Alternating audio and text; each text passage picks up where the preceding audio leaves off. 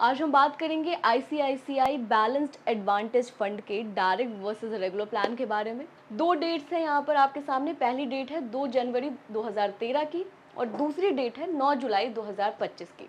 वैसे में देख लेते हैं कि 2 जनवरी 2013 को रेगुलर और डायरेक्ट की क्या एनएवी थी इस फंड की। तो यहाँ पर रेगुलर की एनएवी थी 17.4 और डायरेक्ट की भी एनएवी सेम थी 17.4।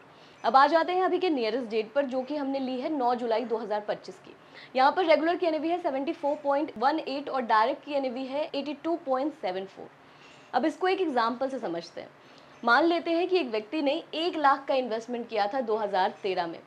तो आज के तारीख में उनके इन्वेस्टमेंट की क्या वैल्यू होगी रेगुलर और डायरेक्ट प्लान में इस फंड के।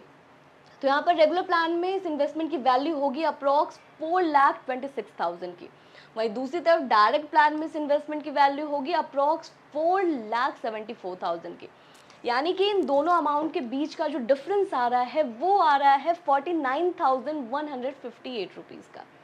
यानी कि 1 लाख के इन्वेस्टमेंट पर आप 13 साल में 49,000 का नुकसान कर रहे हैं। हो सकता है ये नुकसान कुछ लोगों के लिए कम हो, उन्हें लगे कि अगर मेरे इतने पैसे जा भी रहे हैं तो मैं यहाँ पर पैसे बना भी तो रहा हूँ।